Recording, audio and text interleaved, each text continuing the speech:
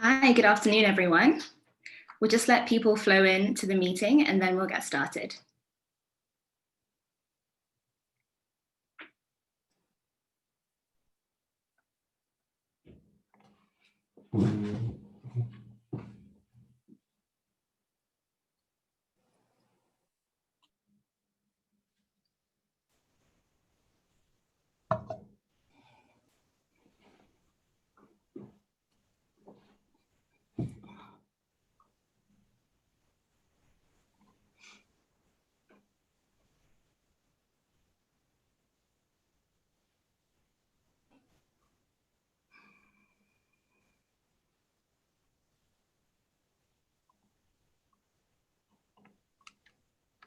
So let's continue to flow in. Hope everyone's having a good day. It snowed here in Toronto. Not too bad, but hopefully it's nice and bright wherever you're calling in or tuning in from.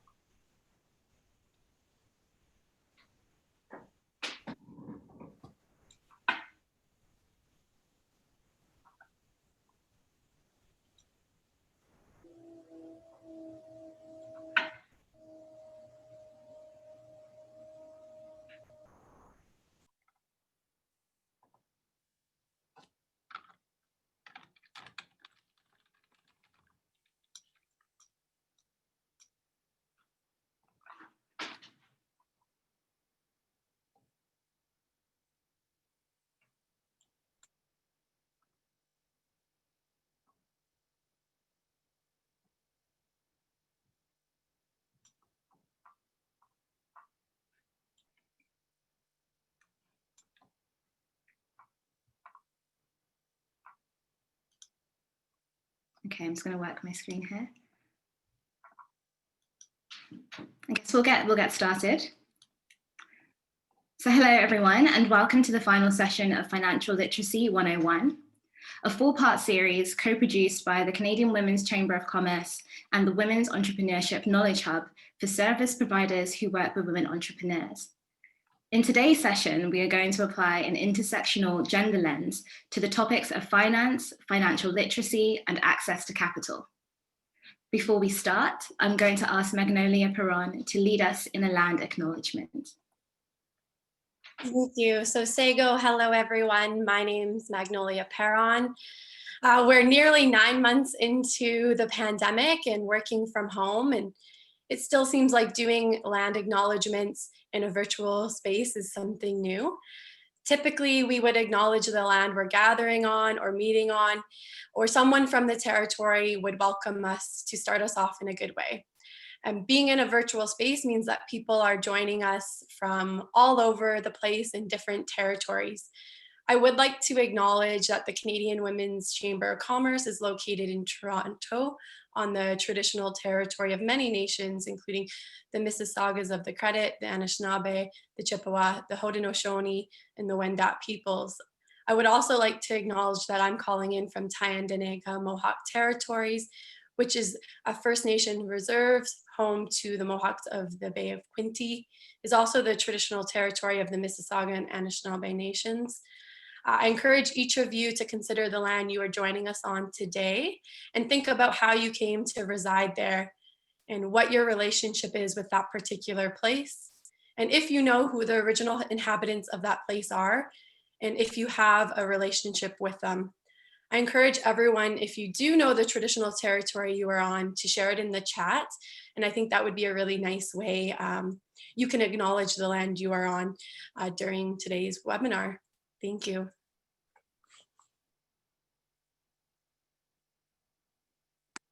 Thank you, Magnolia. So my name is Nobu Mumba, and I'll be your host today. I work for the Canadian Women's Chamber of Commerce, CanWCC, focusing on social media and communications, as well as membership. So CanWCC is Canada's only Chamber of Commerce that represents and advocates for women identified and non-binary entrepreneurs, founders, and business owners. We support women entrepreneurs directly by providing community, resources, and advocacy to eliminate or mitigate systemic barriers. We partner with service providers to promote their work and refer our members to organizations in their communities. CanWCC is proud to be a partner organization of the Women's Entrepreneurship Knowledge Hub. The Women's Entrepreneurship Knowledge Hub, or WEKH, works across the country through 10 regional hubs in English and French to share research and resources for women entrepreneurs in Canada. Drawing on their expertise of a network that includes more than 250 organizations, WEKH also hosts and supports programming that highlights opportunities and best practices for women entrepreneurs and the organizations that support them, like today's webinar. So before we start, just a little bit of housekeeping. After the presentation, there will be time for a Q&A. I'd just like to remind you to please post your questions in the Q&A box, not the chat box. And please focus on general questions. The panelists will not be able to answer on very specific situations or events, so please keep it general. And thank you to everyone who has been typing in the chat with their acknowledgements. So we'll get started with introductions. I'll go around as the screen is according to me and have each of our panelists introduce themselves. So starting with Marcella. Great, well, thank you. And hello, everyone. Good morning. I'm joining you from Treaty 6 territory and respect the histories, languages, and cultures of First Nation, Métis, Inuit, and all First Peoples of Canada, whose presence continues to enrich our vibrant community. I haven't had time to type that into the chat, so I wanted to add that in. Very, very meaningful, important to me. My father's side of my family comes from Salt River First Nation. We're proud members of that First Nation in the Northwest Territories. And my mother is from Mexico City. So very, very interesting mix of cultures. And we are very proud to call Treaty 6 territory our home. So a little bit about who I am and who I'm representing here today. So I'm here as the chair of the Women's Enterprise Organizations of Canada, WEKH. We are a national organization that is focused on supporting organizations like my other hat that I wear as CEO of Alberta Women Entrepreneurs, who directly support women entrepreneurs. So WEKH is a national organization that supports other organizations, it's a mouthful, that are doing work on the ground to help women entrepreneurs. In my role as CEO of Alberta Women Entrepreneurs, we're a dedicated team working directly with women entrepreneurs in Alberta to provide resources and support and capital at all stages of business. And we are celebrating our 25th anniversary this year. And why being here is so meaningful, I was so honored and happy to accept the invitation, is that capital continues to be a barrier that shouldn't be. And I firmly believe it's not about the availability of capital, it's about the decisions around the deployment of capital. And so I'm really excited to have the conversation with this amazing panel today to talk more about moving past barriers and looking at the opportunities and what we can do to move towards solution as we hopefully are looking to post-pandemic times. So thank you again for the invitation. Thank you, Marcella, and congratulations on the 25th anniversary. Thank you. Sharon. Hi, thank you, Nobu. Hi, everyone. I'm joining you from Toronto. And I acknowledge all the lands we're from. It's from many nations and many territories. Just a little bit about my background. I am a chartered professional accountant, a CPA by profession. I work in the nonprofit or the charitable space, and I've been working in this space for about 12 and a half years.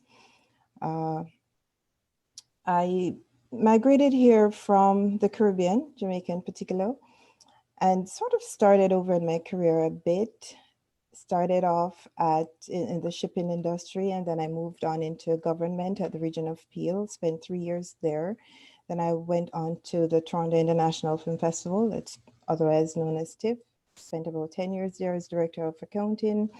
And then I moved on into the INGO, International Non-Government Organization industry, with an organization known as Christian Children's Fund of Canada, now called Children Believe.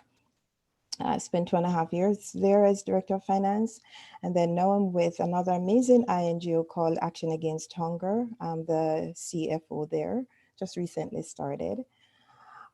Outside of my 9 to 5, I also am I'm the president-elect for the Kiwanis Club of Toronto Caribbean. We do a lot of work in the charitable space as well. And I'm also a board member of the newly founded New Humanity Initiative. That's a nonprofit founded by my husband in particular. And we work together with a group of amazing people to help to bring light and shed awareness to this whole issue around diversity and all that's happening currently.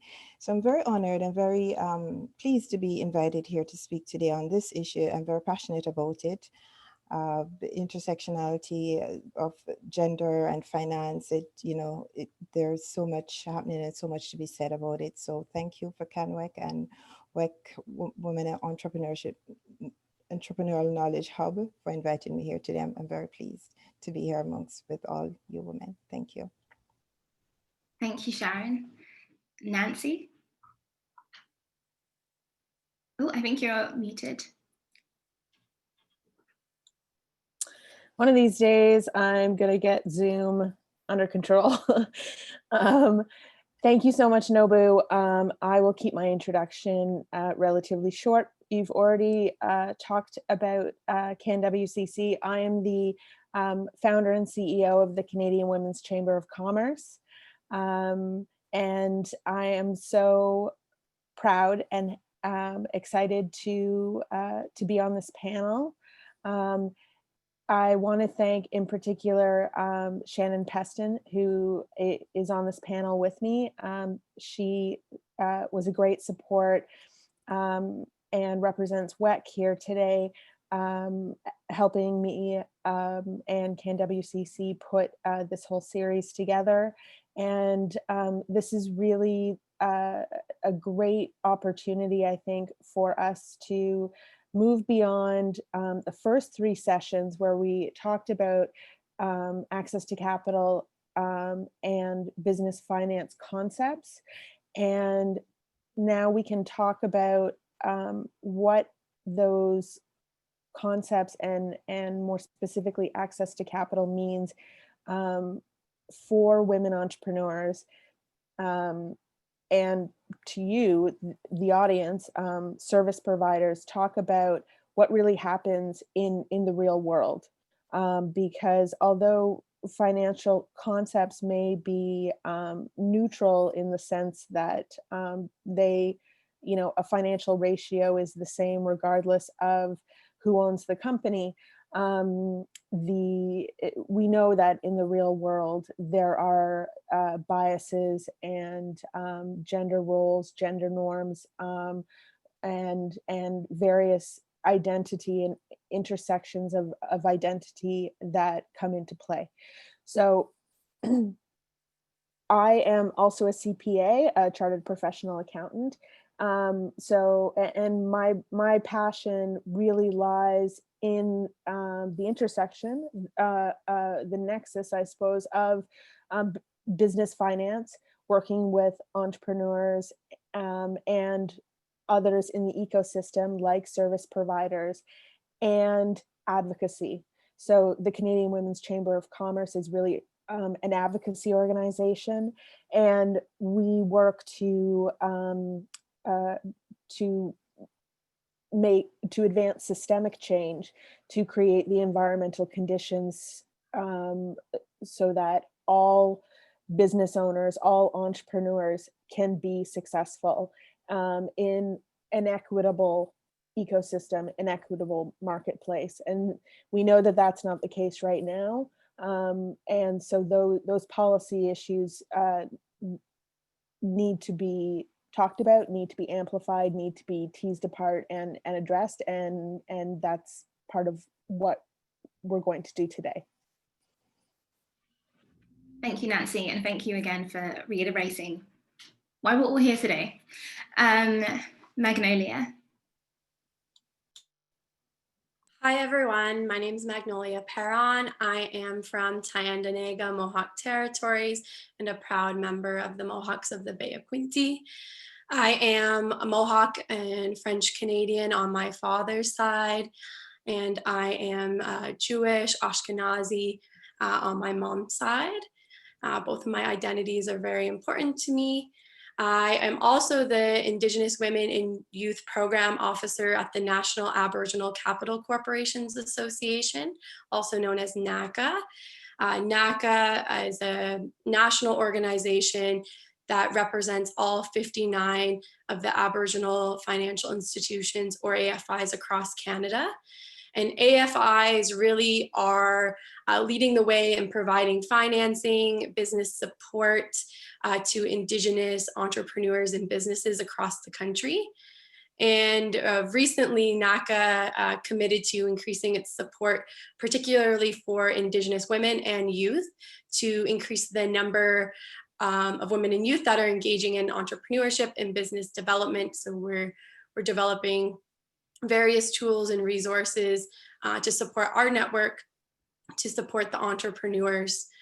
And part of the reason why NACA committed to this is when we looked at our own stats, we realized, out of all of the Indigenous entrepreneurs that we're supporting, only 29% of those businesses are 100% owned or partially owned by Indigenous women. So there was gender inequity happening that we want to address. So I'm really excited to be here to engage in this conversation with the other really wonderful ladies on the call today. And I think I'll leave it at that because we have lots to get through. Thank you.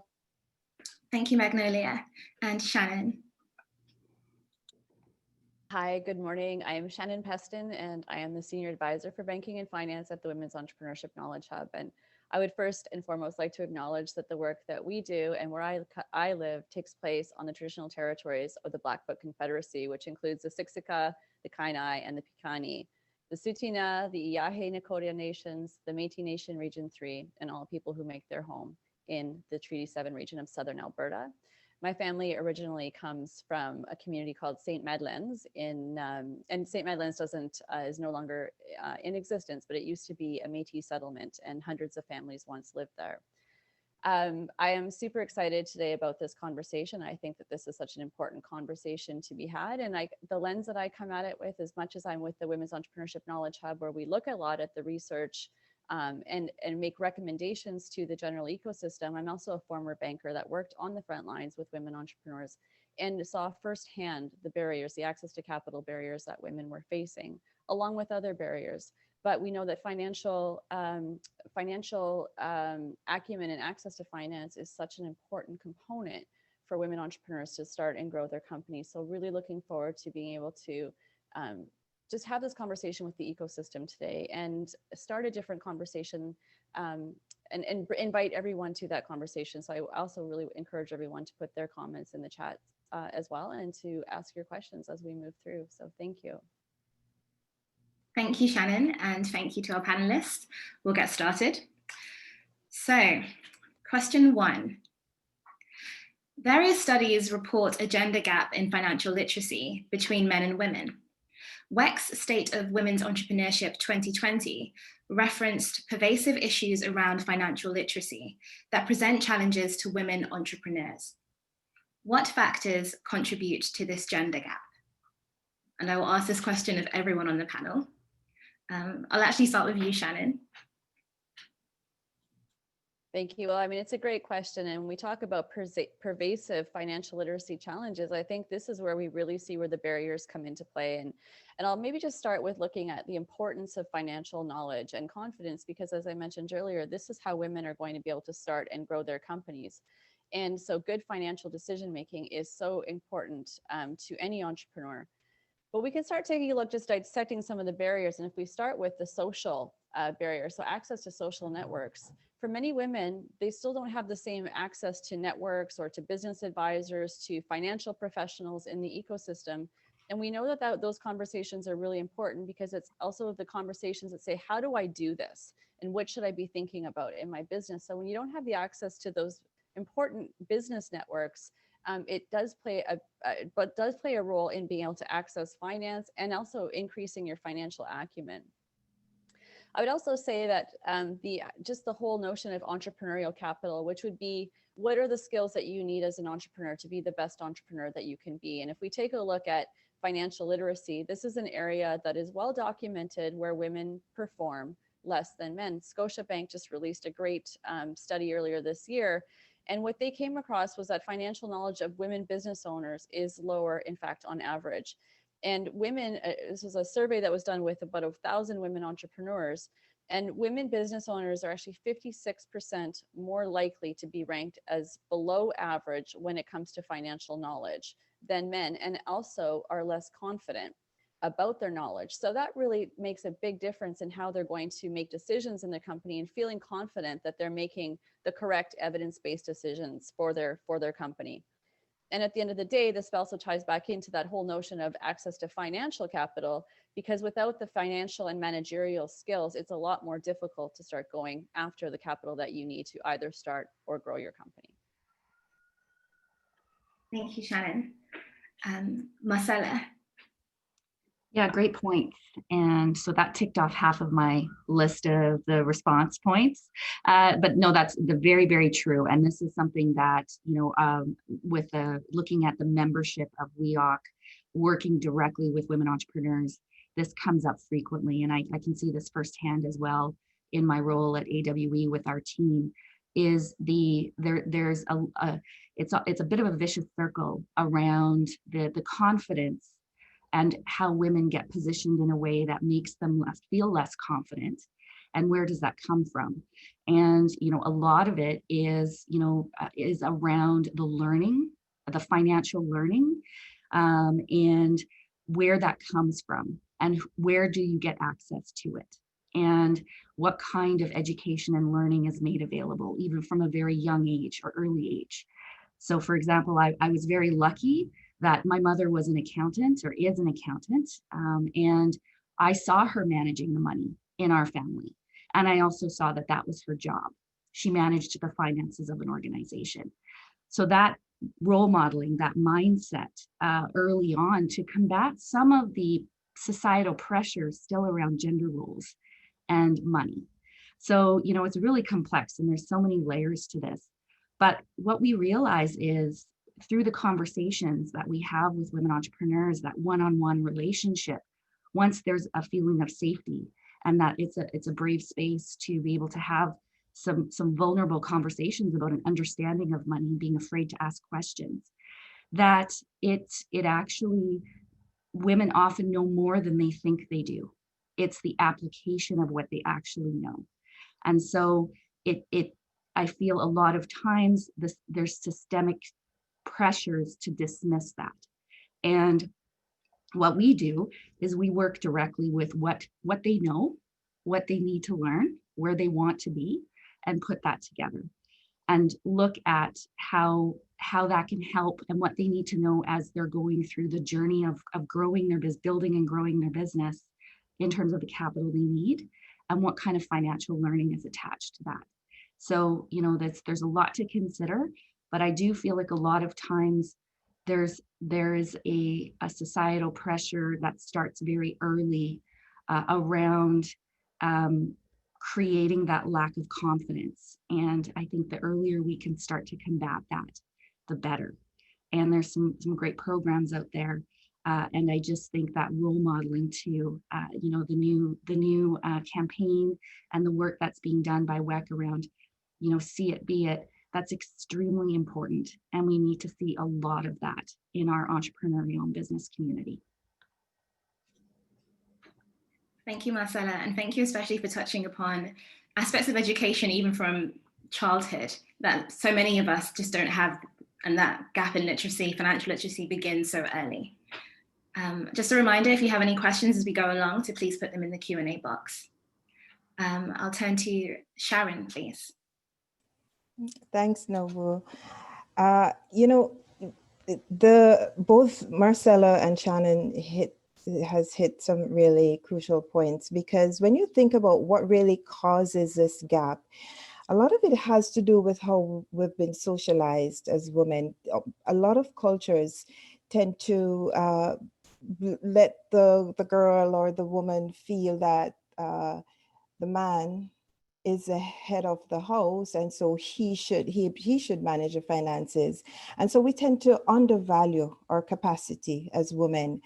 And that's so far from the truth. In reality, a lot of us as women are at least co-breadwinners, even 50%, sometimes 100%. So that's really a myth that's out there. But because women have been socialized to feel like, you know, finance should belong to their husbands or their partner's department, then I'm not even going to bother with it. It's relegated to the bottom of the list. And there's another issue too, you know, women just have so many balls that they're juggling. You know, it's from motherhood to household chores to you know, your shopping, picking up the kids from, you know, juggling them to the different sporting activities, and of course there's a job. So it's simply automatically just put financial literacy, it's like very last on their priority list. So they just never tend to get into it any at all. And those are some myths that women need to start debunking from now. We need to start training our little girls to understand financial literacy. And I just have to say that some of the men do know that the women are the better money managers. And you'll hear some of them will admit that they'll take their pay home and they'll give it to the wives because they know they manage the money better. And it is said, there was a speaker, Miles Monroe, I think his name is, he's dead now, may his soul rest in peace. But he had a speech once that said, you give whatever you give to a woman, she multiplies it. You give her a house, she turns it into a home. You give her a grocery, she prepares a meal. You know, so the woman by nature, we tend to multiply. So financial literacy is something that should come natural to us. We need to understand how we can grow our finances and grow our wealth. So those are, the cultures that we've grown up with that needs to be debunked. Some of those myths, I think, that causes this. Thanks. Thank you, Sharon. Magnolia? Thank you. Yeah, lots of good points already made. NACA recently, we did a research project that included a national online survey of Indigenous women entrepreneurs. And we did identify that financial literacy was one of the challenges. And I think Shannon, Sharon, Marcella, you all have spoke to a lot of the relevant points, but I think, yeah, gender roles, I mean, is definitely a huge one, and women have often been kept outside of, you know, financial decision making or wealth management and things like that. And, you know, often due to their caregiving roles, particularly we see that in Indigenous communities, they with their families and the broader community, that they're often swamped. And one of the second biggest challenges we identified was, you know, balancing family with business. And I think that ties into being able to access some of these great programs and training and workshops that are offered on financial literacy. You know, finding childcare, elder care, you know, transportation can be an issue, particularly for some communities. And even right now with COVID, what we're seeing is everything being moved online, that there's, I'm hearing the term a digital divide in terms of, I mean, access to technology, things like laptops. I know right now we're working on trying to deliver some workshops through our AFIs to Indigenous women. And, you know, not every woman has you know, has a computer in the household, or maybe they have one, but their, you know, priority is for their child to use it for school and things like that, not to mention the broader infrastructure issues. So, and another point I wanted to talk about was confidence, and it was already brought up, but yeah, this idea that women don't believe that they're financially knowledgeable, and there's a stigma or perception out there that women are are bad with money or they mismanage money, and we're socialized to think that way.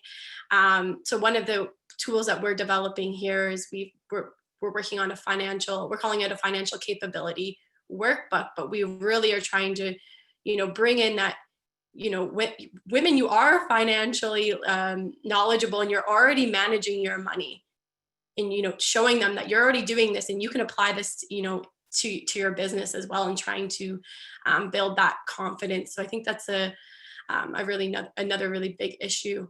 And I think I'll leave it at that. Thank you. Thank you, Magnolia. Nancy? I think the rest of the panel has covered a lot of different factors, so I won't reiterate what they've said. I think when it comes to learning about finances, your own finances, business finances, obviously it's not something that is covered in school. A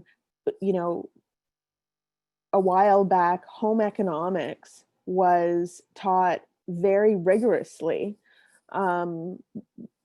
particularly to women, possibly exclusively to women, in high school and even at the university level. And anyways, I won't get into that too much, but I mean, women were seen as certainly in charge of running a household, and taught things like balancing a checkbook, things like that, which is balancing a checkbook is essentially a bank reconciliation. So there was some aspects of financial concepts and literacy taught in school.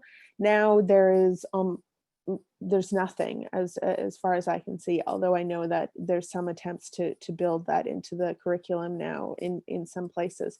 But I mean, financial literacy is a life skill. Presumably the assumption is that life skill is going to be taught at home. Unfortunately, that assumes that means that children are at the mercy of the financial literacy and family dynamics of their parents.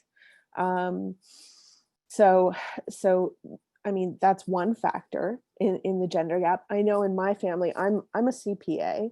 My father, I know that my mother has no idea what all the bank accounts are that or investments or whatever the financial structure that my dad has in place. I don't know it either, but who does? My older sister, who has no idea how, her financial literacy is below average, I would say, which is fine. But because she's the eldest daughter, the eldest child, my father has shared that information with her, not me, although I'm a CPA. It's just these family dynamics that for some reason, that's how things are done. And I'm rambling, of course. That's what I do. I get the lack of access to capital means that women-owned businesses, one of the ways that they can actually build their internal capacity around financial literacy and business financial literacy is by having service providers, an accountant, a bookkeeper, financial advisors. But those resources cost money. And if you're undercapitalized and you don't have money for those external consultants and those external service providers, then you don't have access to those people that can help teach you about business finance. So it really is a cycle that perpetuates itself. I'll leave it there.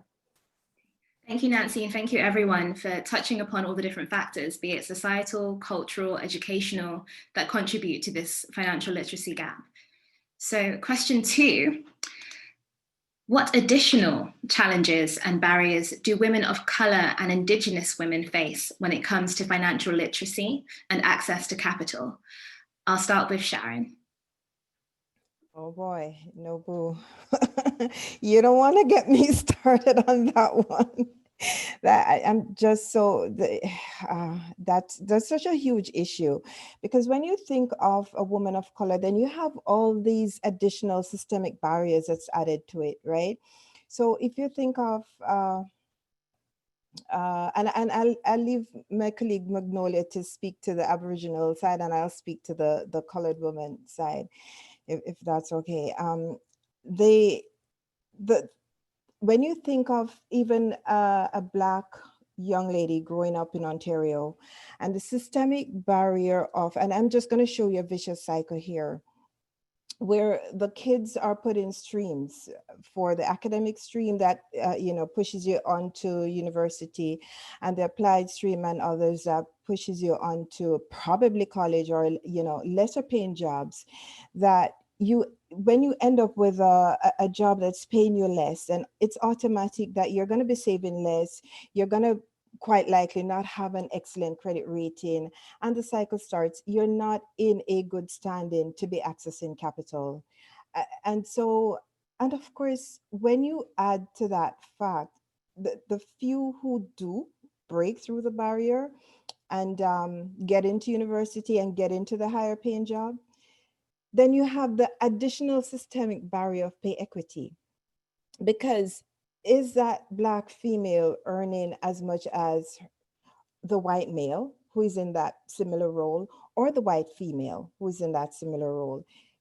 She's lined up way below, and so again, there's another barrier. So it's almost anywhere, any aspect that you take it, there are all these barriers that's piled up against the woman of color to really access capital and really, just grow her wealth in order to get access to that capital. Because there's no way you can go into a bank and access funding for to start off a business or any venture without having some put aside yourself. You need to have something. So if you're not able to store that wealth, and if you're not in a position to, because when I spoke to the earlier barriers of juggling, as just added stuff that you have to do as a woman, the motherhood, running the home, then how much time are they spending to understand, to talk to a wealth advisor with the little that they have?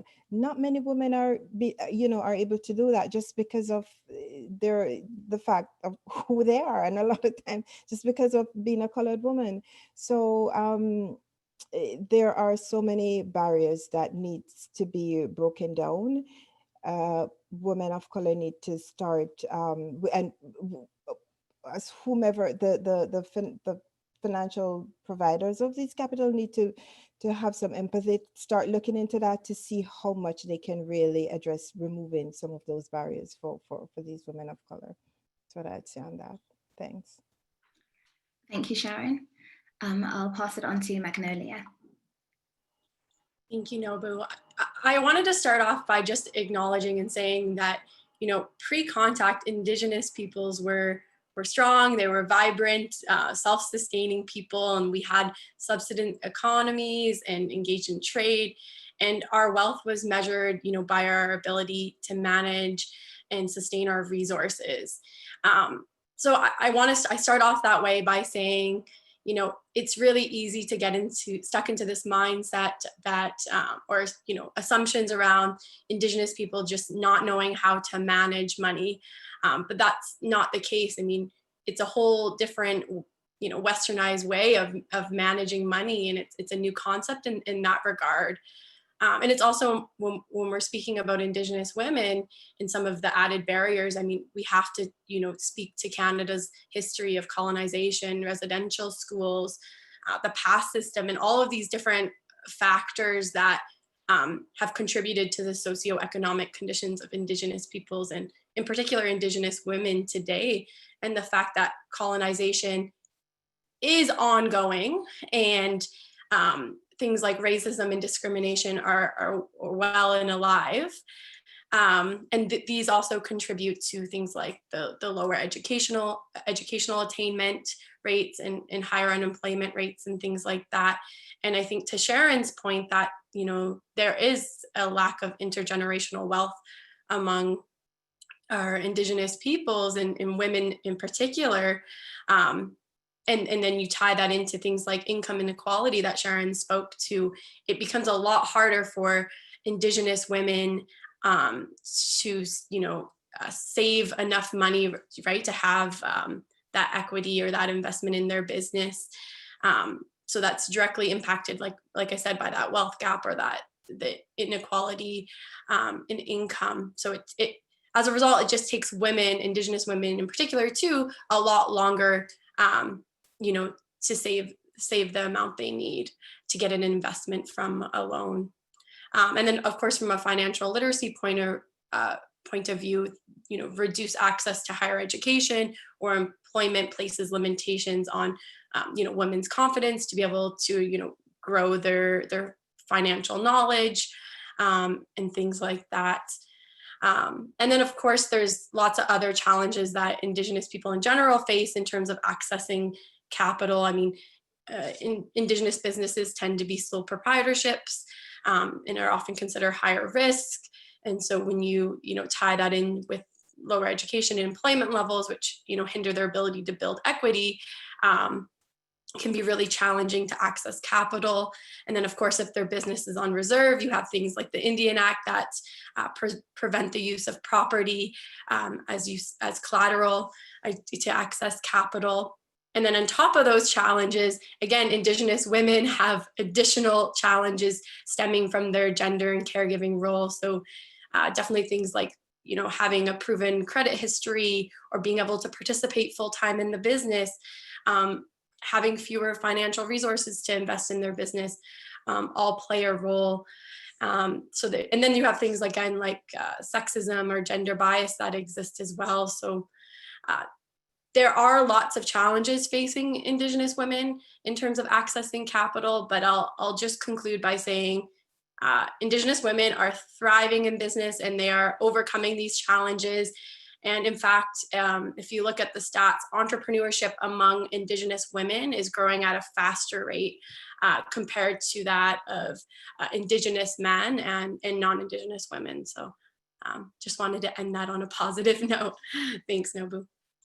Thank you, Magnolia, and thank you, Sharon. Yeah, these are very meaty topics, and I'm so glad that all of you are able to summarize these so well. And thank you already to the participants who are putting their questions in the Q&A. Please continue to put your questions in the Q&A so we can dig deeper into the great things that our panelists are mentioning. So, question 3. What are some of the consequences of women-identified entrepreneurs' lack of access to capital? I'll start off with Marcella. Yeah, thank you. So I tend to look at this in terms of missed opportunities. And we often focus on lack of and barrier language, and more, I'd like to put the spin on it of what are we missing out on by these lack of or these barriers. So number one, missed opportunities for growth. So being undercapitalized, we know, is not a recipe for success for a business to be able to grow and thrive. So that's number one. And the growth aspirations, it's been documented in different surveys and even anecdotally in our work with entrepreneurs we serve, that there are growth aspirations. There's a myth that women don't want to grow businesses. That is absolutely not true. But those growth aspirations are personal. They are different for each and every entrepreneur, and nobody can be painted with the same brush. And so understanding what those aspirations are and then being able to capitalize properly to achieve those and adjust as necessary is critical. There's a missed opportunity to build better, more inclusive solutions. We have seen through the women-owned businesses that, and women entrepreneurs, women identified entrepreneurs, what amazing businesses have been created, and solutions that make sense. And solutions that make sense often directly aimed at women, because we understand what that problem is and we can see a solution. And also just overall lost economic impact. So just to take one example, we have a loan fund with Alberta Women Entrepreneurs, and there are similar loan funds across Western Canada, part of the WEKH membership. And we have lent $27.5 million in our 25 years. So we started with a $5 million loan pool, and we've recycled that loan pool over 25 years. And that alone, a small amount, a $5 million pool, has created or maintained over 2,000 jobs. And through some evaluation studies of the loan program, external evaluation studies, they've determined that the revenue that's generated by those businesses is $11.60 to every dollar that we lend. That's incredible. That's a $319 million local revenue contribution to our economy. And that's just one small, relatively small, I think in the context of how much capital is out there, that in Alberta. So one small slice. And we see this across all the Western provinces with this particular program. So you can see the potential economic impact of that revenue generation. And a big part of what we do, of course, it's great to leverage and see where equity fits in and where other sources of capital. But that revenue piece is critical. And that's something that we work on very closely. Now I have my AWE hat back on, but we work on very closely to help women entrepreneurs see the revenue potential in what they're doing. Like, revenue is the best way to get capital into your business and the best way to get other capital into your business and get people excited about what you're doing. So those are my top 3 missed opportunities in the context of this question. Thank you, Marcella. And especially as we look towards rebuilding the economy, those stats that you're mentioning, incredible. I'll pass on to Nancy. Thanks. Yeah, I think that Marcella made some excellent points, and I agree with her completely. I think that one of the main consequences of lack of access to capital is that it creates a cycle that is self-perpetuating.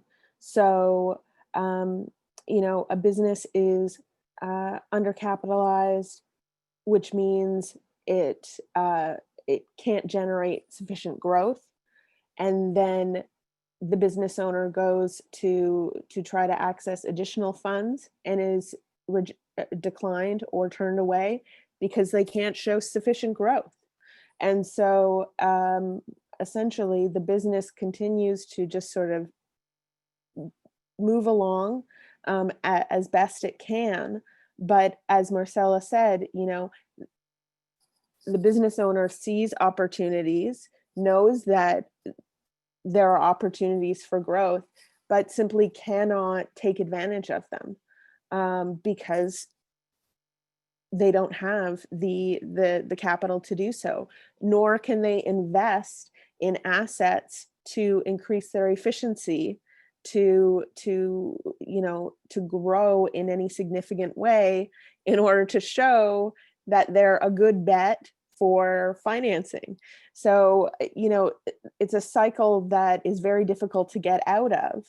And so if you can't access financing from a traditional financial institution, then, the advice is, well, friends and family, right? But there is so much privilege that goes into that piece of advice, because what someone is saying is, well, just go to your friends and family and your networks and get the money you need. But not everyone has friends and family with disposable income that they can give you to grow your business. You know, and the perception that if you just hustle hard enough, if you just network hard enough, you can grow those networks is patently false. It's absolutely not true. You cannot hustle your way into an alumni network. You can't hustle your way into a network that's based on generations of family relationships. And so if you are a woman of color, or a newcomer to Canada, good luck, you know, doing a friends and family round, and it's just not going to happen. And so I see, like, I see a lot of women business owners who are essentially treading water, and other, you know, white male business owners are just swimming right past them. And I think that is such a waste for such a waste of talent and great business opportunities and like Marcella said, potential for economic growth.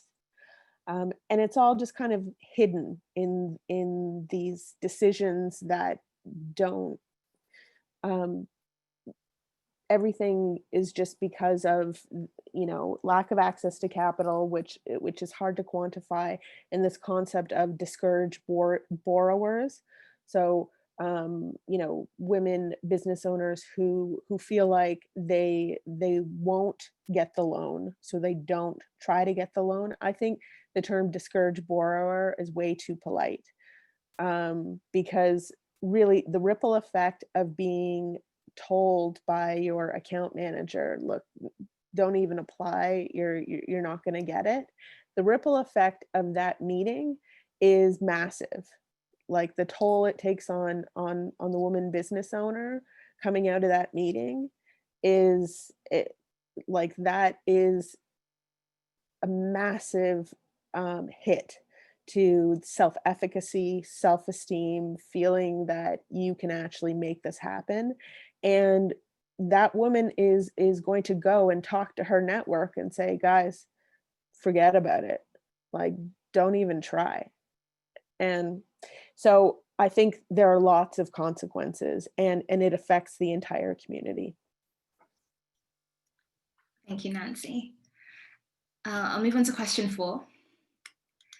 According to WEKH's State of Women's Entrepreneurship in Canada 2020, over 83% of women-owned SMEs use personal sources of financing to start their businesses.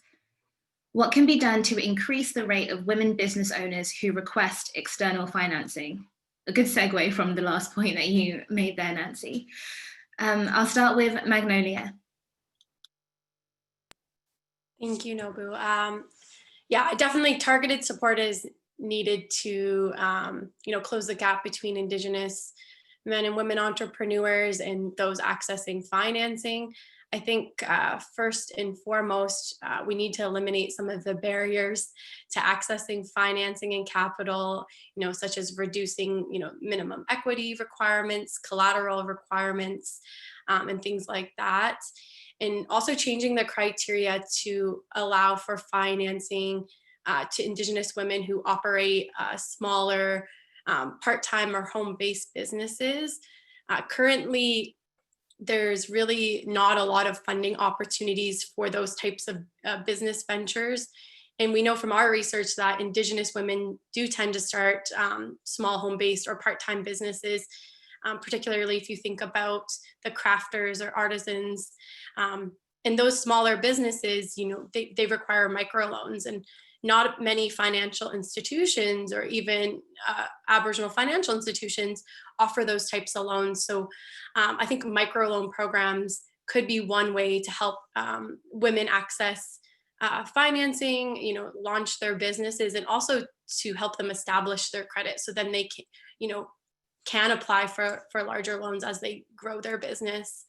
I mean, another big thing I think too is the credit history. So that's another barrier I mentioned earlier. So one thing, you know, that I guess like financial institutions could look at is, you know, more character-based loans, or investing more time to really, you know, build relationships with, you know, women that are approaching them, to understand, you know, their commitment to their business, their, you know, the viability behind their business idea, to rather than just solely relying on things like a proven credit history.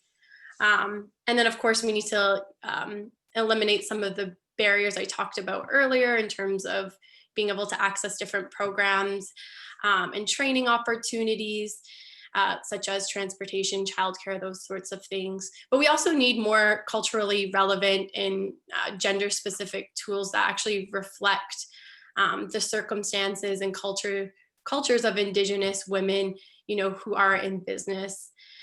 So I think, you know, there's lots of areas in terms of, you know, financial workshops that could provide, you know, information on ways that women can finance their business, you know, working on cash flow statements and budgets, and managing, you know, your own personal budget and different things like that. So I think those are some ways. And another thing too, I just wanted to say, I really love what Marcella said about the missed opportunity. I know one of the things we're working on at NACA is developing a training for our network to, you know, really think about advancing their support for Indigenous women entrepreneurs. And we really, you know, looked at it from that perspective, that Indigenous women are valuable investments, and the research shows that they have less, you know, loan write-offs than compared to Indigenous men entrepreneurs. They seek out more services and supports. They make more calculated, rational decisions and things like that. And not to mention all of the community benefits from job creation, you know, sharing skills and information, becoming role models and leaders in their communities. So I think too, like educating financial institutions or service providers, and from that perspective, I think is really one way too that we could address that. Thank you. Thank you, Magnolia. I'll pass it on to Shannon. Thank you, Nobu. You know, this is such a loaded question, and it's going to come with an equally loaded answer. And, you know, one of the reasons I love this call is when we invite people to the conversation, I'm always, you know, curious to see, are the bankers at the table, are the VCs at the table, so civil society, government, educators, who is at the table for these conversations, because this is a systems-wide concern. And so, you know, we can take a look at it from, you know, maybe just trying to address them. Like there's an attitudinal, like, barriers here, and I will still call them barriers because I don't have another word, but Marcel, you raised a great point with changing the language around this, but we're dealing with attitudinal barriers as well as systemic. And if we take a look at the system for a second, and I first want to start off by saying that any business owner should be expecting to put their own personal capital into their business. I mean, that's just that is just the place that you start. You know, you need to put your own investment into the company. And I would also say, though, to that point, that by teaching women how to grow their businesses, the internal sources of revenue that become your profit that get to stay in the company also help fuel the growth of your company. So it is really important to think about the internal sources. So I don't want to dismiss them because they still play a very critical role. But when we take a look at the external financing environment, you know, if we take a look at the financial institutions, I'm going to take a look at the UK in terms of what they're doing over there, because there's a women in business code where they're actually tracking some of the data to say how much lending is actually going to different groups. So how much to women-owned businesses, how much to Indigenous-owned business. So those questions are really important because we don't have the right data sets yet to understand what the financial deployment of capital actually looks like in this country. And that's a huge challenge for all of us to make that meaningful change. When I think about the financial system, like in Canada, let's say the financial system was really created 200 years ago, and it was not ever designed with women or people of color or Indigenous people in mind. So we have a lot of unraveling to do in this picture, because to Magnolia's point earlier, it's a very westernized approach to economic development. I think what the financial institutions and the financial systems can do is we're seeing a lot of movement. I think about groups like the 51 who are putting together female venture fund. I'm thinking about organizations that are putting in crowdfunding platforms as opportunities to look at new and emerging models. I look at the importance of groups like under the WEKH umbrella, the Alberta Women Entrepreneurs, who I think are a very good alternative to the banks, because women feel judged when they go to a bank. They're not going to have that same experience when they go to an organization like Alberta Women Entrepreneurs. I also think we need to see more women in actual finance roles, because that starts to build. We start having an understanding of the motivations for women going into business, the types of products that they're bringing to market, and the solutions that they're bringing. So the financial system plays a key role. We talked earlier as well about the role of education, and we need to start talking to women at a younger age about money, helping them understand how to build that personal credit score. And I do recognize, I say that as a generalized statement, recognizing that this is not all equal to everyone. But we need to start having that conversation earlier to help women understand the importance of money, the relationship that they have with money. There's a huge behavioral science behind our attitudes and relationship to money that ultimately will shape how we view our businesses and the value that we put on ourselves as entrepreneurs. The other thing too with education is making sure that we see more women represented in the business cases that are written in textbooks. Like, all of these things start to make a difference. And I would say for the business advisors, the bankers, anyone that's supporting women entrepreneurs, really helping to be that trusted advisor who can say, here are your different access points, to help educate women on how to grow their companies, so that we understand where those missed opportunities will no longer be missed. So I would say that that's really important. And from a woman's entrepreneur side, I just really want to encourage women to continue to take financial control of, or take control of their learning and their understanding, because knowledge brings so much confidence. It helps you feel like you're making better decisions in your company, but you're also will be making better decisions for your company. And again, that relationship to personal credit is also very important. I just think that there's so much here, and I don't want to overlook the importance of government in this as well, because government can help us get those data points. They can help be a convener for all of us, as to work together as industry, civil society, education, and government together, because no one group can do this alone. So when we take a look at some of the programs that the government has, such as the small business financing program, it's a critical program for new entrepreneurs to start their companies. But back to Magnolia's point, what are we asking for as collateral? Like, we really need to start understanding what the risk levers are for women entrepreneurs, so that they understand that risk language too, a whole other conversation. But to start knowing how you, basically when you're coming to external financing, it's about mitigating that risk. So being really comfortable with that language. And I would say too, there's a huge opportunity for us in Canada to take a deeper look at the importance of microfinance. We know that most women businesses, they start with less than $5,000. And so a $5,000 loan actually would go a very long way in helping women access to professional services, helping them to incorporate, which is another piece that the government can support us with, because incorporation for many women entrepreneurs, if you're not incorporated, you don't always have access to the government programs and supports that are out there. So you can see this is a huge web of a challenge where there's so many people, but again, why these conversations I think can start uniting us and to work together as one ecosystem to start driving meaningful change. Thank you. Thank you, Shannon. And that leads excellently to our final question before the Q&A. Thank you to everyone who's been putting their questions in the Q&A box. So this last question for all our panelists. With women entrepreneurs bearing the brunt of the socio-economic impacts of COVID-19, service providers are busier than ever fielding requests for support. What advice do each of you have for service providers who are faced with financial questions from women entrepreneurs? I'll start with Nancy. I'm going to attempt to keep my answer short, which is a challenge for me. My advice would be to not be worried about telling your clients that you don't know the answer to something. It is much better for you to say, you know what, that's not really my field of expertise.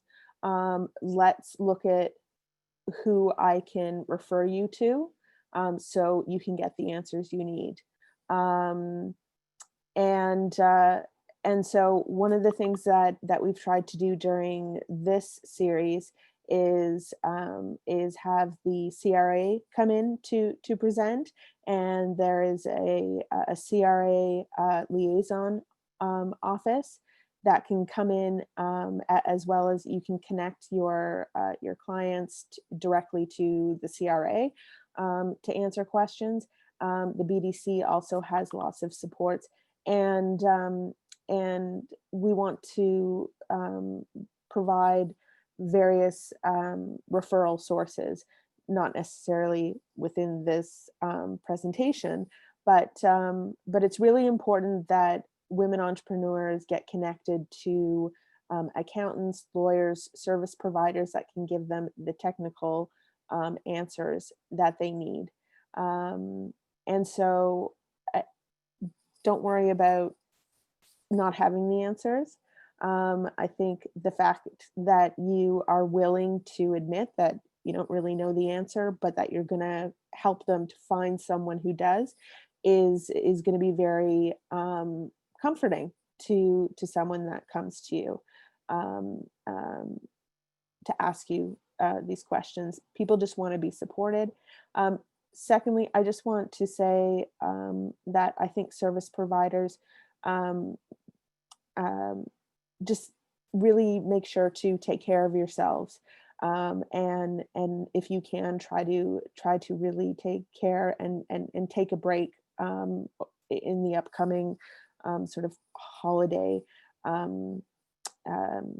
period coming up, because this has been a really, really hard year, really grueling year for all of the service providers, and burnout is always a concern. So take care of yourselves. You're doing amazing work. I'll leave it at that. Thank you. Thank you, Nancy. Sharon? Thanks, Nobu. Thanks, Nancy. You know, what happened, the pandemic has sort of amplified the role of woman, and being a mother, being a parent, being a wife. Everything comes center stage right there in that same space, because you're also the teacher. Instead of sending a child to school and you can focus on your job, you're doing your job, you're being a teacher, you're being a mother, you're being a wife, and you're doing everything at the same time. So what financial providers can do, and I think I saw Leanne, welcome Leanne, mentioned something in the Q&A about this. They can bring some empathy to the services that they provide. Start offering workshops to help to train women or female entrepreneurs on financial literacy. Offer more gender-based services, not just for the white man, as Leanne suggested in the chat. And start treating a woman applicant just the same as if you would treat a man applicant. Don't discriminate because she's female and she's gonna take so much time to be a mother, she doesn't have time to apply to the business, so I'm applying a higher risk percentage to her. These are some of the things. Apply more empathy. That's one thing. And look at the services that you're providing and see how much you can augment them to make them more accessible to the female, and not just a female entrepreneur, but just female in general, because a lot of barriers are out there very quietly. And I know we've sort of overused the term, but they're there. We need to recognize that they need to be removed. So that's what I would say about this. Thanks. Thank you, Sharon. Magnolia? Thank you. I think this probably touches on what was already said, but yeah, communication is so important. I think if a woman is reaching out to you, acknowledge it, whether it's through email, phone call, acknowledging, their email or phone call or whatever, and communicating with the women and helping them navigate the system. It can be very overwhelming on, who to go to, where to go, particularly now with COVID and, all the different supports that are available. So if you're able to help a woman navigate and direct them, if you're not able to help them, but direct them to the right people, I think that can make a huge difference rather than just turning them away. I'm saying, oh, sorry, I can't help you. And a lot of that comes with knowing the other, building relationships with other organizations that are within the women's entrepreneurship ecosystem, right? If you have a contact at another organization that you can, put that woman in contact with, I think that's a huge thing you can do. Another thing too, if there's opportunity to establish some sort of mentorship or networking opportunities among the women that you are supporting, I think that can be another really big tool. I know a lot of women want to connect with other women entrepreneurs to, talk about their concerns, their hopes, their fears, share opportunities, and support one another. So if there's opportunity as a service provider to facilitate that or provide space, I think that's another piece of advice I'd like to give. And then, of course, if you have any Indigenous women that are seeking support or, particularly financial support with COVID, NACA and our IFI network, we have our emergency loan program. So you can connect women directly to one of our Aboriginal financial institutions. And if you, don't know what AFI would be the right one, because they're all different in terms of the areas that they service, or if they service Métis, First Nations, Inuit. So if you're not sure who to refer them to, you can always reach out to me directly, and I'll drop my email in the chat. Thank you. Thank you, Magnolia. Marcella. Yeah, excellent points made. So I'll try not to repeat what's been already said. But number one, I think, is really to meet the entrepreneurs where they are, and take the time to connect. We're talking specifically on the financial piece. There's a lot of other moving pieces, but to connect their financial knowledge and information about their business to the overall story and where they want to get to. And so that's one thing we've seen with support service organizations, those frontline folks that are working directly with entrepreneurs. It's taking a lot more time. COVID has really expanded. It's not just firing off an email with a list of links of places you can go. It's actually about conversation and building a relationship to help navigate through. It was complicated and challenging before to navigate. Now there's even more to navigate, and making sure that as a service provider, you have as best a sense as you can, so know what capital, whether it's support, relief funds, grants, equity, whatever that is, or otherwise, is available, and how best to get it. And along with that is, for our service providers out there working directly with entrepreneurs, your circle of support is extremely important. And to build on some of the pieces of what's already been said, your circle of support is around not only the technical information that you may need to know, the trusted experts that you have to have on speed dial or speed email or messenger or whatever, Slack, whatever the tool is that you're using. And also a circle of support for your own, your mental health, and a circle of support for even being able to deal with supporting the mental health of the entrepreneurs. And quite often talking about the business is just the tip of the iceberg. It's the part of the iceberg that we see. And there's so much underneath it. And we have to remember that there's people behind these businesses. And so that piece of it is extremely important and extremely challenging. So that circle of support is extremely important. And then on the speaking of support on the entrepreneur side, access to peer support and mentorship. So, that idea of connecting to others, an idea too of connecting others who are perhaps not the traditional view of what an entrepreneur looks like, to provide that support and that mentorship. So, being able to really engage Indigenous entrepreneurs, engage, women of color entrepreneurs, BIPOC, to be the leaders, to be part of the building of that peer mentorship network and that support system. So it doesn't just have to be only one group within itself. I think that we can actually share the expertise and the knowledge that is out there in those communities with a broader audience to showcase what amazing things these entrepreneurs are doing and how they're getting through a really challenging time and how we can work together to get to the other side. So, you know, that support piece is extremely important, and the communication and listening and understanding is also really important. Thank you, Marcella and Shannon.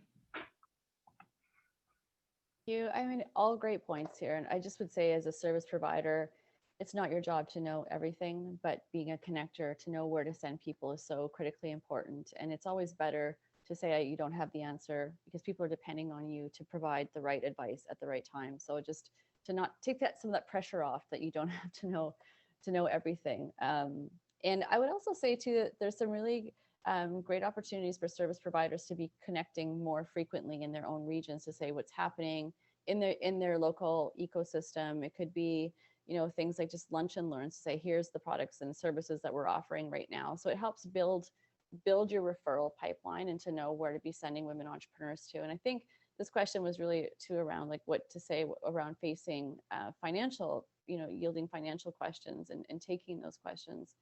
And knowing who the capital providers are in your area. I will say that WEKH is working on a report right now that is looking at sources of financing, and that will be coming early in the new year. And that will be breaking down some of the different types of financing, when to use them, what the pros and cons are of each. And so that's geared for service providers to be able to have just a better, I'll say even level of confidence to know where these levers are. And I think having just roundtables in our communities, I know we have got a lot of Zoom stuff going on, but I do think that putting the right connections together around the table to say, here's what we're doing, you'll be able to start sharing success stories too, and say, you know, I've got a woman entrepreneur who's trying to do, I don't know, go into a new market. And then it would be you're thinking right away, okay, well, I got to think about EDC and bringing in Export Development Canada to see how we can work together with this client. So I think just being really cognizant of how that team could look like for the woman entrepreneur. We often talk about, you know, who's on your personal board of directors, where this is a great opportunity for us as service providers to be able to think, you know, how do we help them build that personal board of directors? So thank you for the question. Okay, thank you, everyone. It's been a great discussion thus far. So we'll launch off into the Q&A, as I'm conscious we have just about 12 minutes to get through some really good questions. I'll start off with a question about the role of government. Through rules and the policies and laws that they create and the court decisions, we can't ignore the impact that has upon BIPOC people. So the question here we have is, how can we lobby and or petition government to remove barriers to engender advancement for BIPOC people and women in particular? Who would like to answer that? I'll take that one, Nobu. That's a good question. And there are different groups out there, advocacy groups. I mentioned earlier when in my introduction that there was one formed, the New Humanity Initiative, and part of our mandate will be to advocate a lot for these groups. And we that's a gap that we've recognized that it's really it's very real. And we're intending to take on some of those advocacy issues for the different groups under BIPOC. So it may be it a female entrepreneur or a Black or Indigenous entrepreneur, you know, regardless. There are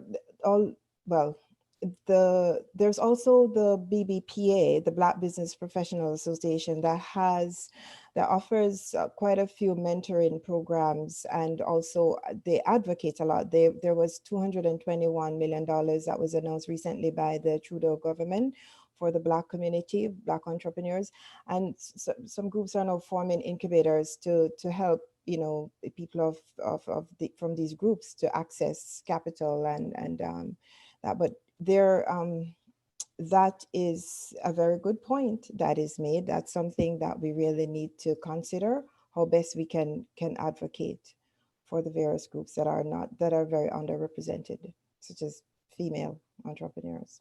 Yeah. Would anyone like to add? Yes. I'll just jump in saying, you know, the Canadian Women's Chamber of Commerce was formed to advocate and on behalf of women identified and non-binary entrepreneurs, business owners, and founders across Canada. So, I mean, this is what we do. This is our core activity, and always will be. Hopefully, as we you know, advance gender equity in business, we'll continue to advocate for, you know, further policy change, and that includes you know, issues that affect BIPOC business owners as well. You know, our advocacy is informed by an intersectional feminist philosophy and lens. So we certainly are involved in that type of lobbying and advocacy. Thank you, Nancy. Another question that kind of lends itself to advocacy is about existing financial literacy tools. So this is a question from Leanne. What about the existing financial literacy tools out there, for example, from the banks? How can we make these more inclusive and not only about selling products that do not meet the needs of women, i.e. not the average white man? Who would like to take that one? I can take a stab at that one, perhaps. I think what we're seeing right now is there's a more of a move towards, I'd say even like a lot of the incubators and the accelerator programs are taking a true gender lens at this. And so from a financial literacy standpoint or a business growth standpoint, creating more content that is women focused, that understands the types of businesses and offerings that women are bringing to market, and recognizing particularly the industries that they're going into. The Canadian Film Centre has the Fifth Wave as an example, which is I think a very unique program that is really helping women in digital media. And they have a cohort, for example, that's focused on the BIPOC community, and which I think is showing that as an industry, we are moving towards different types of financial literacy that is taking a more unique lens on the different groups where things still are yet not equal.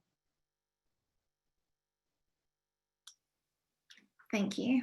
Would anyone else like to add?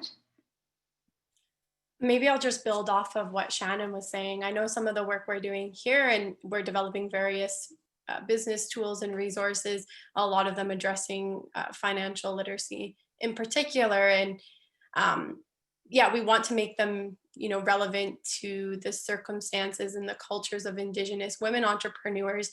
But one of the things that I'm really happy that we've been doing is, with these tools, we're connecting with Indigenous women entrepreneurs directly, saying, hey, does this make sense? Is this going to work for you? What's missing? What should we change? And really trying to develop the tools collaboratively with women to ensure that they're going to be useful once they're done and complete. So I think that's really important. And then, you know, also with that comes, you know, honoring the women's time and contribution, and not treating it as just like free input, but, you know, providing women with honorarias for their time. And I think that's really important that that we also do that if we're reaching out to women to say, hey, can you help, you know, develop this tool? Yeah, that we also are paying them for their time and contributions. So I just wanted to add that. Thank you. I guess we'll go with another question. I'm looking at the time here.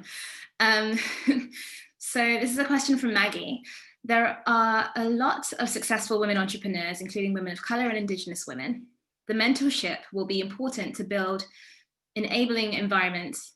The mentorship will be important to build enabling an environment such as confidence of women entrepreneurs and breaking the systemic barriers. Can panelists share such experience and actions to move forward to continue such collective efforts to support women entrepreneurs? So on mentorship, do we have any examples? I'll take that one. I had mentioned, thanks Maggie for your question. There is a few. There is the Black Business Professional Network that I mentioned. They actually have a few workshops and mentorship that are sort of a mentorship program for female entrepreneurs and Black women in particular too. There are also different groups. I'm part of the Black Female Accountants Network, and we have been supporting, various individuals in their efforts, and various, we sort of form a mentorship. We do have a mentorship program too as well, and there are quite a few women in that group who are women entrepreneurs themselves, and we do offer that support. So that's a very good example that, and I'm sure Magnolia, Shannon, and Marcella, you and Nancy, you have others like that, other groups like that are offering that support. But that's a very good point you've made, Maggie. That's really helpful, and especially at a time like now, we do need that. We do need that mentorship.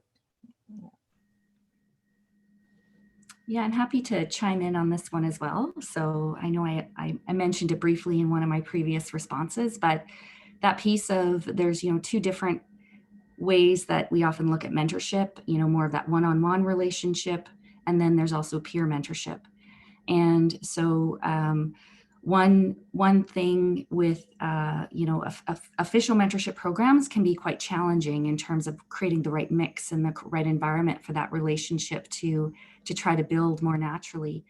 But we have done a lot of work in the peer mentorship. And I think what happens in the mentorship space too, the one-to-one mentorship often is it happens more organically. And that's often better. So, quite often what we're looking to do is create those collisions. We're trying to create those connection points and to be able to say, so I see Shannon, we have a great conversation. Can we continue that? What could we learn? What could I learn? And sometimes the mentor-mentee relationship, it fluctuates as well, depending on what the circumstances are. So I think that happens quite naturally in communities where there's a feeling that you're connected and that you have something in common. In this case, entrepreneurship. And we see that all the time. Those natural connections happen and those mentorship connections happen. And then we have more structured programming around peer mentorship, which looks at putting cohorts of peers together to look at specific things in their business and work on their growth or work on some of the areas of challenge. And part of what we've been trying to do is to make sure that we have a good mix and a good diverse group of participants in these peer mentorship programs. And it's incredible to see, we see this all the time in Alberta, which is one of the reasons I love to live here, is that there's common ground found very quickly. And once there's trust and respect, and that the space feels safe, that there's so much great learning that comes from others' experiences. And that piece of it where it naturally emerges, and it's not because I'm Indigenous, it's not because I'm this or that, it's because I have valuable experiences to share within that peer support circle. And that's been really impressive to watch and to be a part of. And I think, if we could have that kind of connection across the country for women entrepreneurs, how powerful would that be? And make it as inclusive as possible as we're trying to grow these businesses together. Thank you, Marcella. So you've taken us to, sorry. I just also wanted to maybe take the opportunity just to do the plug for the Ask Give platform that is hosted through the Forum for Women Entrepreneurs as well as WEKH. And this is there's weekly touch points on this, but this is an app where you can go into the platform, make an ask. You might even have something that you can give an entrepreneur. So we talk about that peer-to-peer mentorship. I think this is a really excellent opportunity to connect with everyone in the ecosystem, including women entrepreneurs. And I will put that link in the chat. Thank you.